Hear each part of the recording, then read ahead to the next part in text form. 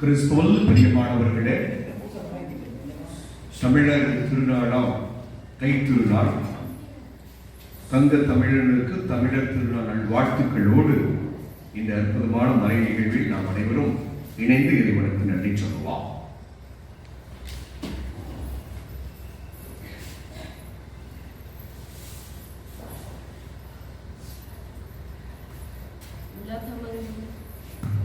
கொண்டாடும் நன்றியின் நாளாம் தமிழர்களின் பொங்கல் திருநாளாகிய இன்று பொங்கிடும் நன்றி உணர்வுடன் இறைவன் அளித்த கலை அறுவடைகளுக்கு நன்றி பரிசெலுத்த திருமறை கிளாமன்றம் கலை குடும்பமாக ஒன்று கூடியுள்ளோம்.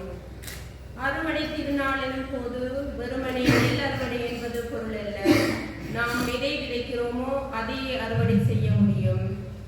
எமது ஸ்தாபக தந்தை அமரர் மரிய சேவியர் அடிகளார் கலையை ஊடகமாக கொண்டு உலகளாவிய ரீதியில் மானிடம் மேம்பாட்டுக்கான பெருமானங்களை விதைத்துள்ளார்.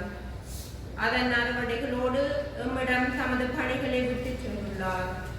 அறுவடையோ மிகுதி, வேலையாட்களோ குறைவு என்ற இறைவார்த்தைக்கு அமைய எமது கலை ஆற்றல்களை விருத்தி செய்து சமூக நன்மைகளுக்காக அனைவரும் ஒன்றுபட்டு உழைக்கின்ற வல்லமையும் வளத்தினையும் வேண்டவும் நாம் பெறும் நன்மைத்தனங்களுக்கு இறைவனுக்கு நன்றி கூறவும் இந்நாளில் நன்றியுடன் ஒன்று கூடியிருக்கின்றோம். மேலும் எமது சமூகத்தில் நிலவும் பொருளாதார நெருக்கடிகள், இயற்கை அழிவுகள், அதிகரித்த மழை வெள்ளத்தினால் பெரும் பாதிப்புகளுக்கு உள்ளாகி இல்லிடங்கள் இழந்து உறவுகளை தொலைத்து வாழும் நிலை, மத்தியில் மேலோங்கி வரும் கலாச்சார பிறழ்வுகள், ஒழுக்க சீரழிவுகள் போன்ற அணுவின் அபாயங்களை அகன்று போகவும் நீதியோடு கூடிய நிரந்தர அமைதியை எமது நாடு காணவும் கலைப்பணிக்காக தம்மை அர்ப்பணித்து வாழும் எமது மன்ற அங்கத்தவர்கள் அவர்களது குடும்பங்களுக்காகவும் சிறப்பாக கலைப்பணிக்காக தன்னை கரைத்து உம்பதம் வந்திருக்கும் ஸ்தாபக தந்தை மன்ற அங்கத்தவர்கள் அனைவரினதும் ஆன்ம இழைப்பாட்சிக்காகவும் இறைவனிடம் வேண்டுவோம். நிறைவாக துன்பங்கள் அகன்று நல்லவைகள் நடந்தேறும் ஆண்டாக இவ்வாண்டு அமைய பொங்கும் உணர்வுடன் குருவுடன் இணைந்து திருப்பலியில் சங்கமிப்போம்.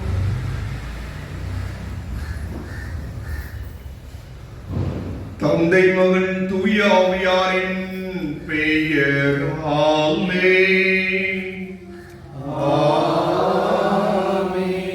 நம் ஆண்டவராகிய இயேசு கிறிஸ்துவின் அருளும் கடவுளின் அன்பும் தூய ஆவியாரின் நட்புறவும் தோழமையும் உங்கள் அனைவரோடு என்றும் இருப்பதாக.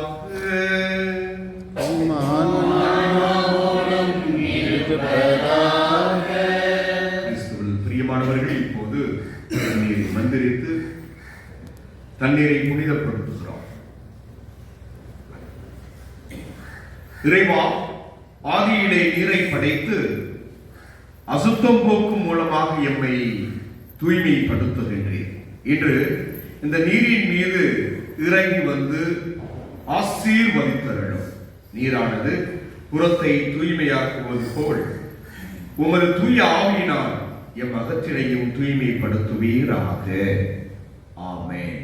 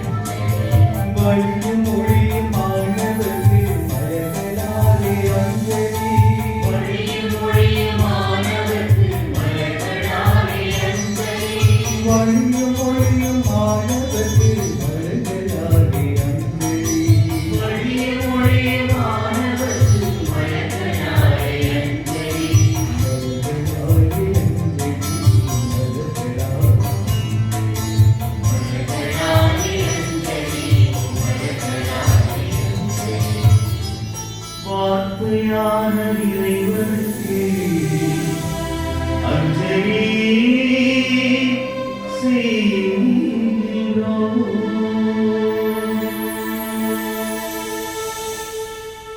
முதல் வாசகம் இணைச்சட்ட நூலிலிருந்து வாசகம்.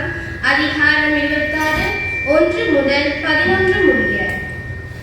உனது உரிமை சொத்தாக உன் கடவுளாகிய ஆண்டவர் உனக்கு கொடுக்கவிருக்கும் நாட்டிற்குள் சென்று அதை உன் உடைமையாக்கி அதில் நீ குடியேறும் போது அந்த நாட்டின் நிலத்து முதற் பலன் அனைத்தையும் எடுத்து கூடையில் வைத்து உன் கடவுளாகிய ஆண்டவர் தம் பெயர் விளங்குமாறு தேர்ந்து கொள்ளும் இடத்திற்கு கொண்டு போ.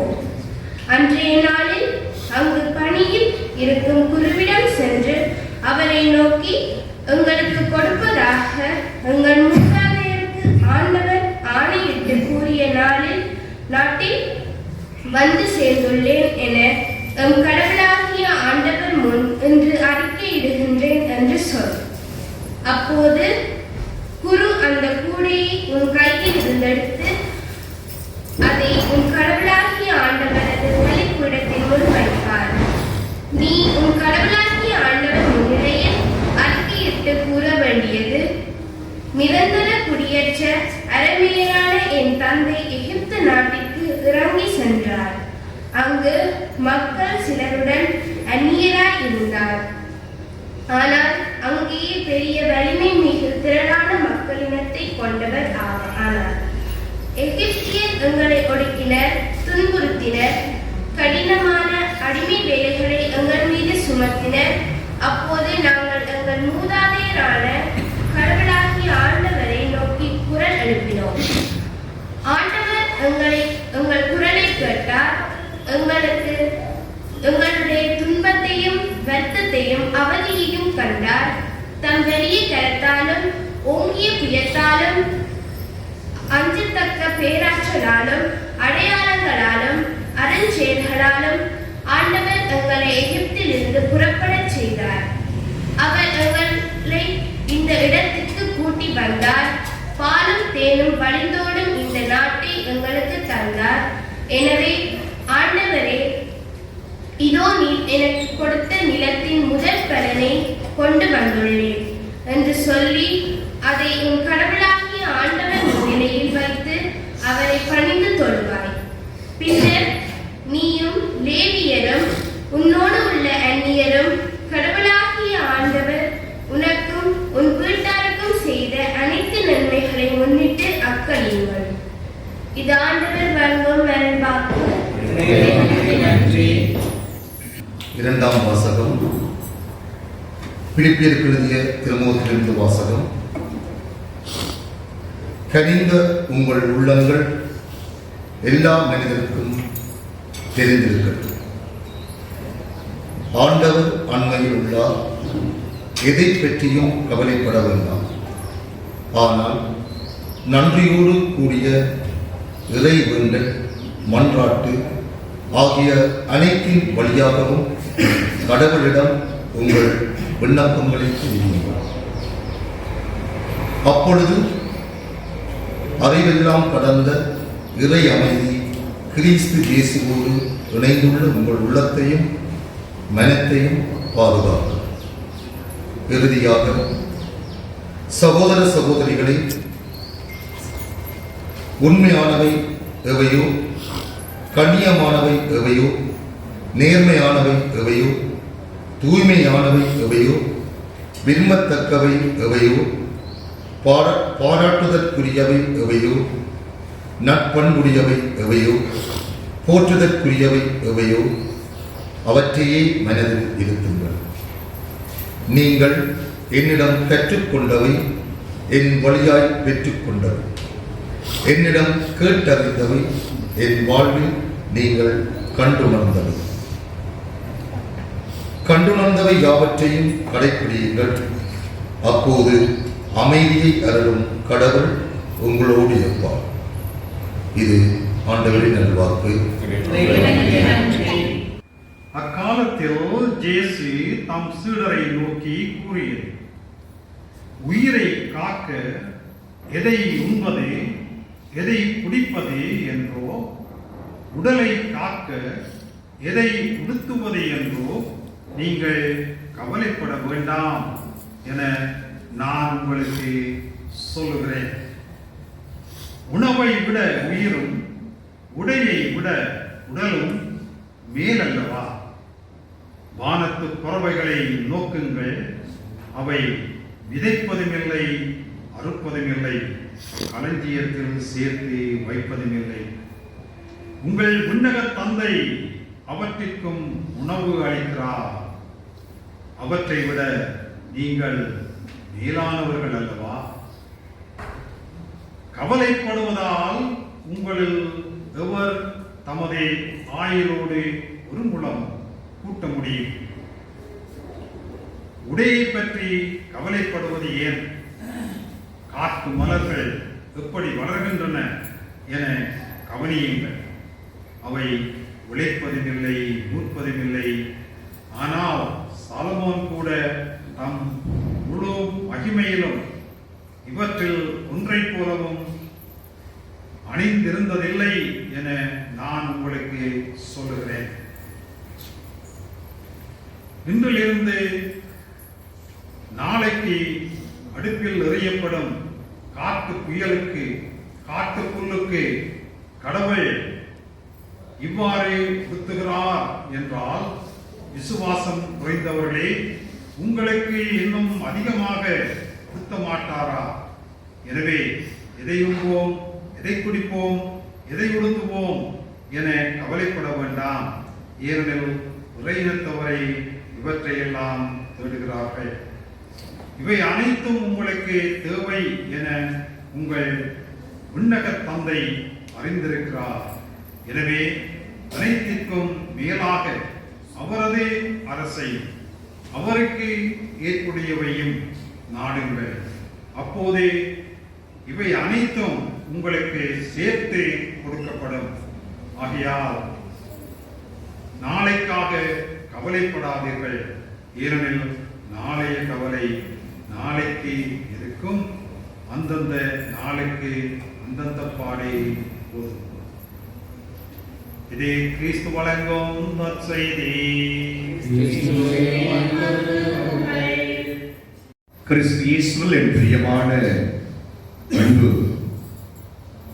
மக்களே, உங்கள் அனைவருக்கும் தங்கமான தமிழர் திருநாள் நல்வாழ்த்துக்களை முதலில் தெரிவித்துக் கொள்கிறேன். நீங்களே என்ன சொல்லலாமே? பிரியமானவர்களே, இது ஒரு இந்த பொங்கல் பெருவிழா ஒரு பண்பாட்டு திருவிழா, ஒரு இனத்தினுடைய அடையாளம். இந்த பொங்கல் பெருவிழா ஒரு சமூகத்தின் அடையாளம். இந்த பொங்கல் பெருவிழா ஒரு சமுதாயத்திற்கு, ஒரு பண்பாட்டிற்கு ஒரு முக்கியமான பெரிய ஒரு அடையாளமாக விளங்குகின்றது. அதனால தான் கலை நிகழ்வுகளில் கலாச்சாரத்தை மிளிர்ந்திருக்கின்ற நீங்கள், நாங்களும் எங்கள் வாழ்வை பொங்குகிறோம், மகிழ்கிறோம் என்று இந்த தமிழ் பண்பாடோடு இணைந்து இந்த கலாச்சாரத்தை நாம் இன்று கொண்டாடி கொண்டிருக்கிறோம். இந்த பொங்கல் பெருவிழாவை பற்றி நாம் சொல்ல வேண்டும் என்றால், வாழ்க்கையில் தான் உழைத்து இறுதியிலே அந்த பலனை பார்க்கின்ற பொழுது அவன் அடைகின்ற மகிழ்ச்சியின் ஒரு விழா தான் இது. இந்த மகிழ்வு, இந்த விழா ஒரு பகிர்வின் விழா என்று கூட சொல்லலாம். தன்னோடு கிடைத்த கடவுள் தனக்கு கொடுத்ததை தன்னோடு இருக்கின்ற உறவுகளோடு மகிழ்ந்து பகிர்ந்து நிறைவாய் செய்கிறான். பொங்கல் என்பது பொங்குவது.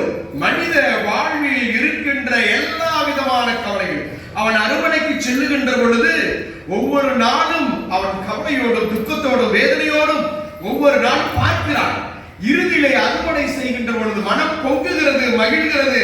விளைச்சலை கண்டு அவன் மகிழ்வடைகிறான். இந்த பொங்கல் திருவிழாவில் பொங்கல் பானை இருக்குது, புதிதான பானை. பொங்கல் இருக்கிறது, கரும்பு இருக்கிறது, வாழைப்பழம் இருக்கும், மஞ்சள் இருக்கும். இப்படி ஒவ்வொரு பொருளும் மனித வாழ்வோடு ஒன்றோடு ஒன்று பின்னி பிணைந்து அதை முழுமையான வாழ்க்கையின் அர்த்தத்தை கொண்டு வந்து முன்னிறுத்தி, இறைவா உனக்கு நன்றி நன்றி நன்றி மகிழ்வான நாள். நீங்க தேங்காய் வச்சிருக்கலாம் இல்லையா? தேங்காய் முழுவதும் அதை உரித்து எடுக்க வேண்டும்.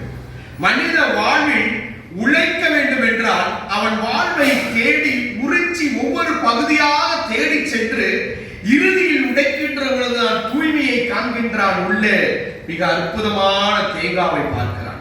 அப்ப வாழ்க்கை என்பது உடைத்து பிறருக்கு கொடுக்கின்ற ஒரு தூய்மை அந்த வாழ்வினுடைய மேன்மையை காண்கிறது. இனிப்பு நம்ம கரும்பு சாப்பிடுறோம். கரும்பு சும்மா அப்படியே உடனே சுவைக்க முடியுமா? முடியாது. மேல் இருக்கின்ற அந்த தோலை உரிக்கிறோம். வாழ்க்கையில் நீங்கள் உண்மையான இன்பத்தை சுவைக்க வேண்டும் என்றால் வாழ்வில் வருகின்ற கவலைகளையும் கண்ணீர்களையும் உரித்தெடுத்து விட்டு அந்த இன்பத்தை சுவைத்து சுவைத்து பிறரோடு பகிர வேண்டும். பொங்கல் என்பது எளிதான ஒன்று அல்ல. அரிசி மட்டும் பொங்குவதால் பொங்கல் அல்ல. பொங்கலோடு இணைந்து இருக்கின்ற ஒவ்வொரு பொருட்களும் இணைகின்ற பொழுதுதான் அது இனிப்பு சுவை மிக்கதாக மாறுகிறது.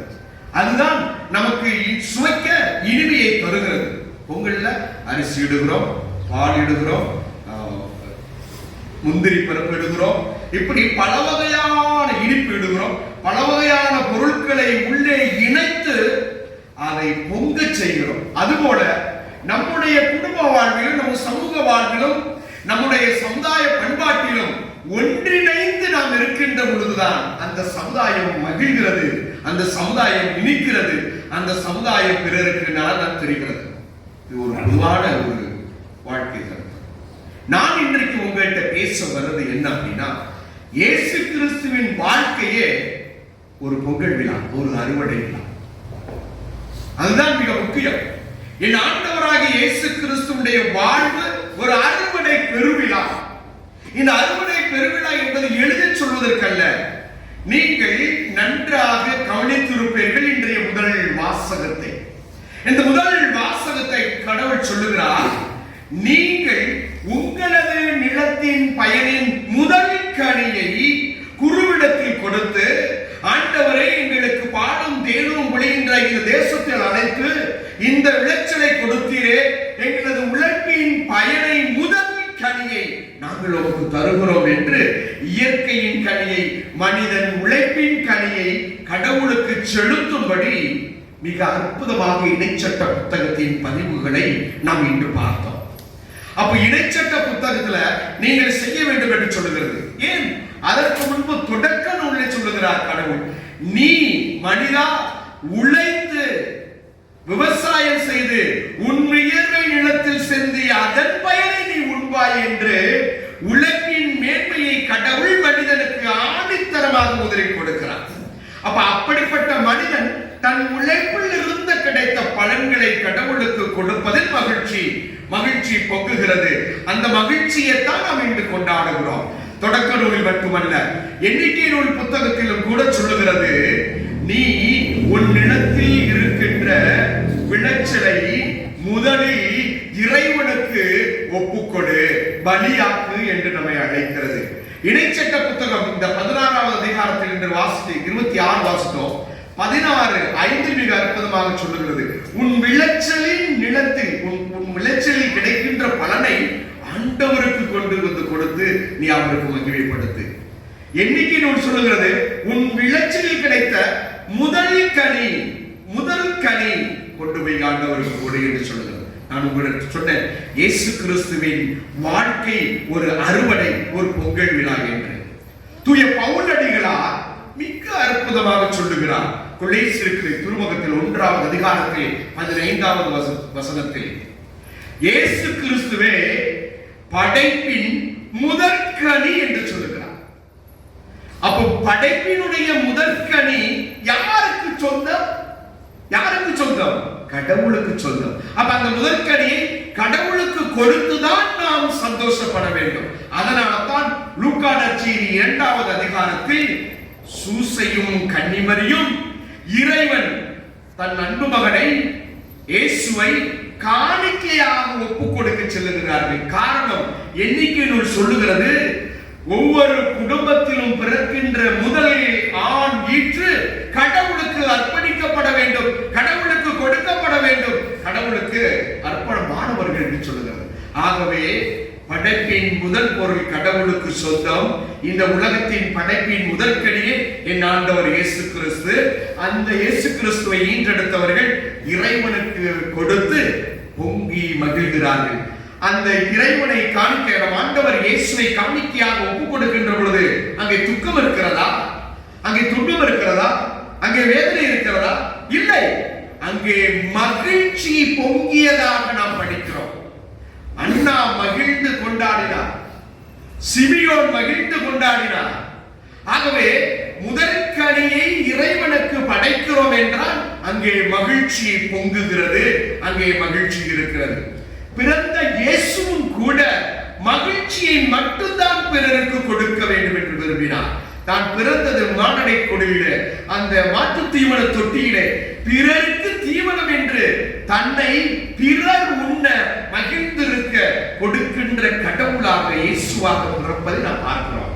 பிரியமானவர்களே, இயேசுனுடைய வாழ்க்கையை நீங்கள் பார்த்தால் கூட நன்றாக தெரியும். யோவான் நற்செய்தி 6வது அதிகாரத்தில் அவர் அப்பத்தை எடுத்து ஆண்டவருக்கு நன்றி செலுத்துகிறார். எத்தனை அப்பங்கள்? 5 அப்பங்களும் 2 மீன்களும். ஆண்டவருக்கு நன்றி செலுத்துகின்ற பொழுது அந்த அப்பங்கள் பழுகி பெருகி மகிழ்ச்சியிலே 5000 ஆண்கள் மட்டும் உண்பதற்கு கொடுக்கப்படுகிறது என்றால் இது மகிழ்ச்சியுடைய பெரிய ரகசியம். அதனால் தான் சொன்னேன், என் ஆண்டவர் இயேசுதான் அறுவடை பெருவிழாவினுடைய முதற்கனி. அதாவது இயேசு கிறிஸ்துவின் வாழ்க்கை அறுவடையின் பெருவிழா.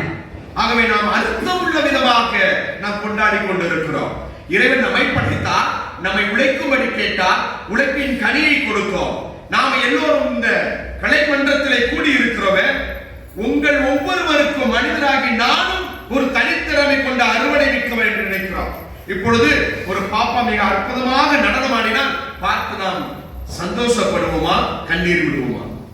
ஒருவேளை பெற்றதாய் முதலில் அரங்கேற்றத்தை பார்க்கின்ற பொழுது மகிழ்ச்சியின் கண்ணீராக இருக்கும். மற்றவர்கள் உங்கள் நடனத்தை கண்டு அக்களிப்பார்கள், அகமகிழ்வார்கள். அப்ப இது என்ன? இது என்னுடைய பயன். மனிதனாய் பிறந்த நான் என் கலையின் வழியாக கடவுளுக்கு நன்றியை செலுத்துகிறேன்.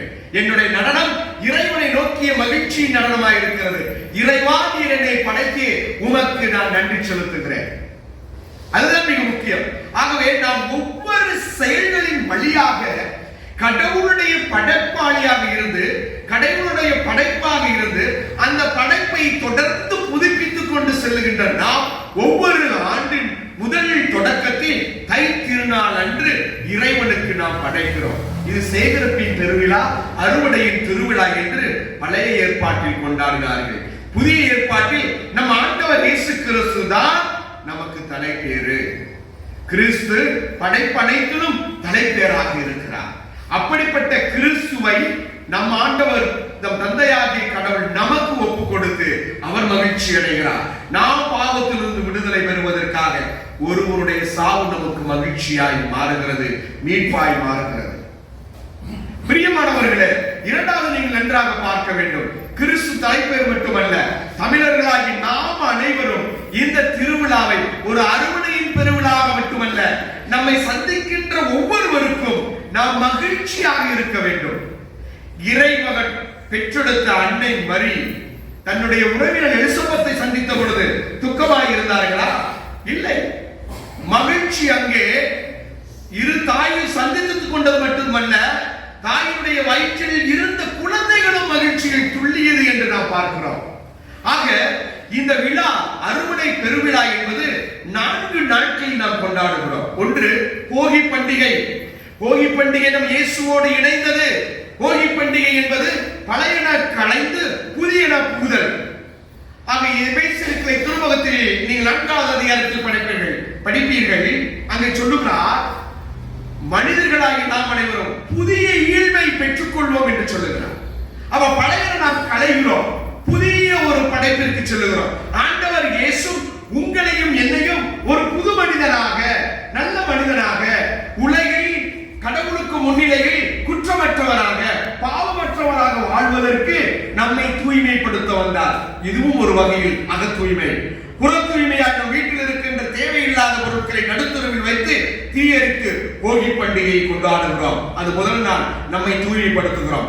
இன்றைய வழிபாட்டில் கூட நாம் இந்த கலாச்சாரமிக்க richness of this liturgy. இந்த லிட்டர்ஜி நம்ம பாருங்க, முதலில் வருகின்ற பொழுது வரவேற்றீர்கள், நாம் பாவங்களை நினைத்து மன்னித்து நம்மை தூய்மைப்படுத்திக் கொண்டோம்.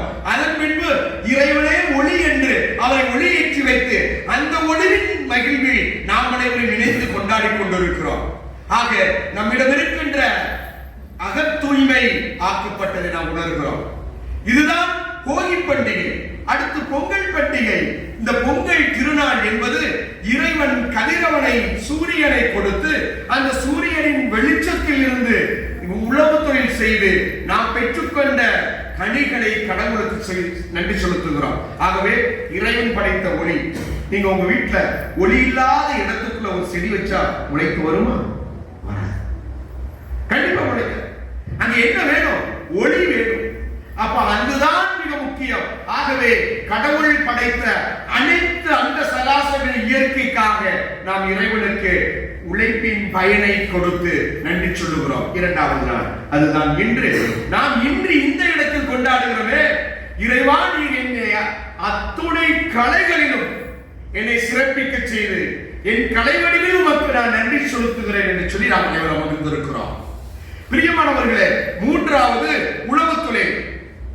ஒரு மனிதன் நிலத்தை செம்மை செய்து உழவு செய்வதற்கு கண்டிப்பா மாடுகள் தேவை.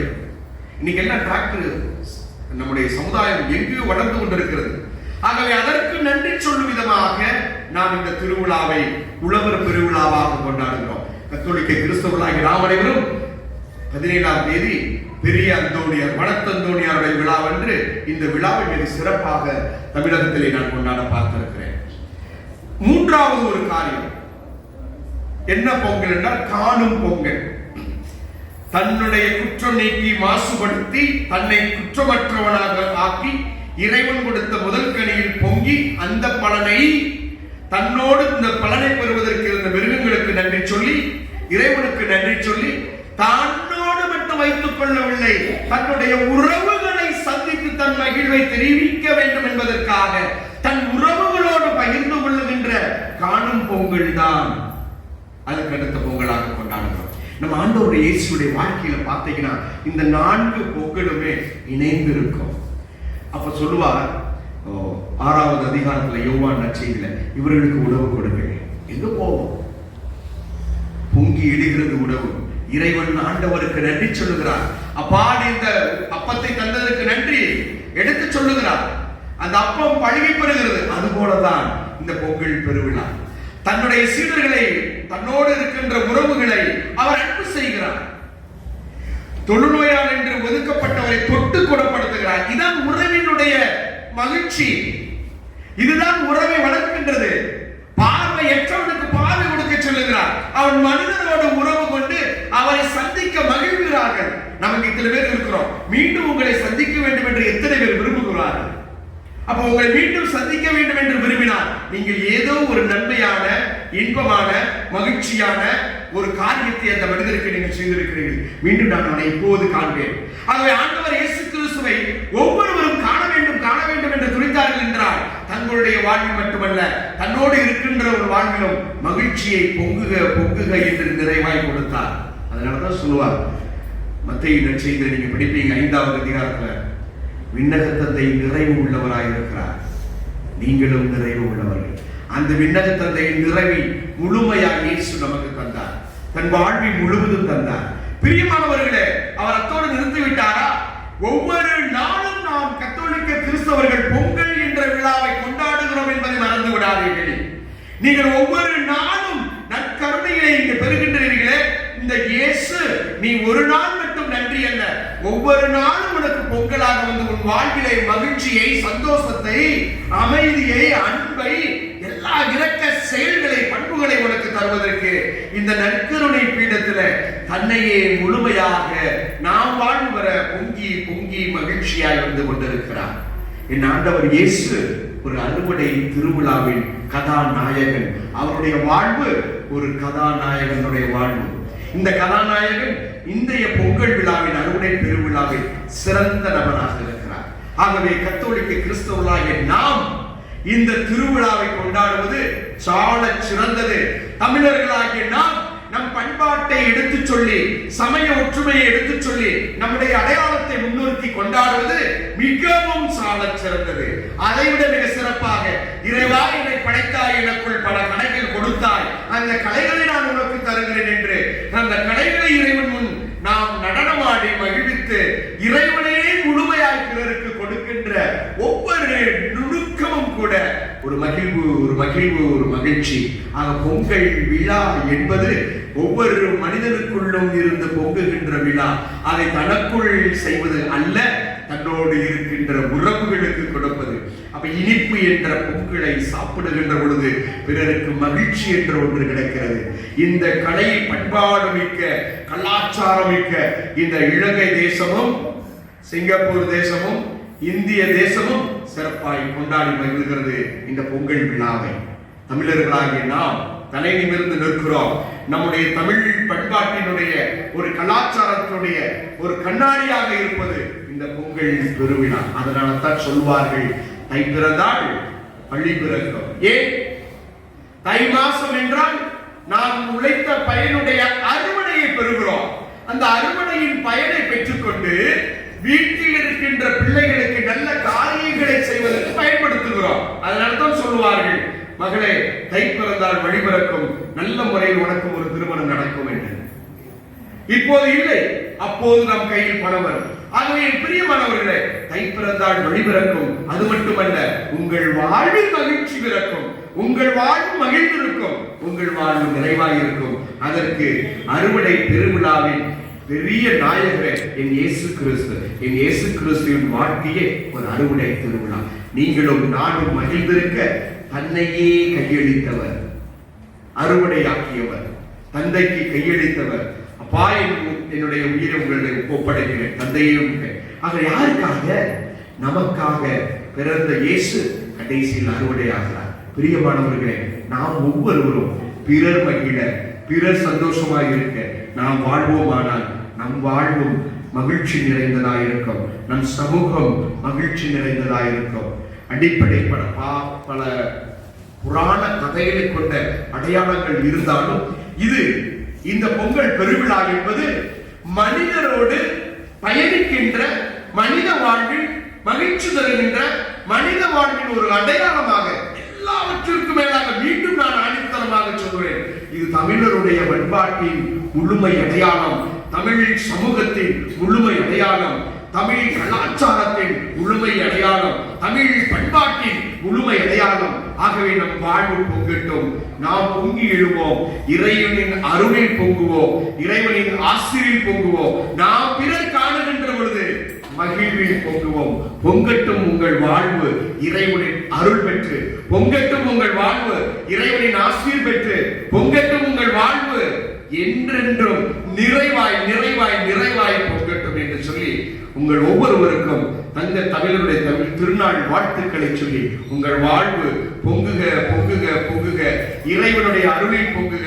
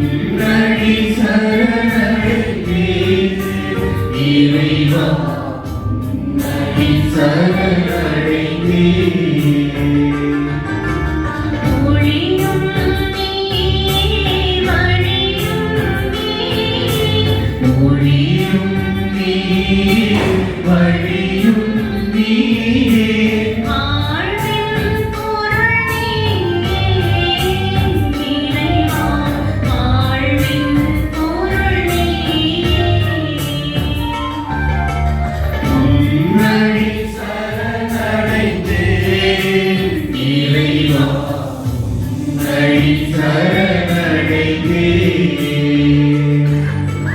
உன்னடி சரண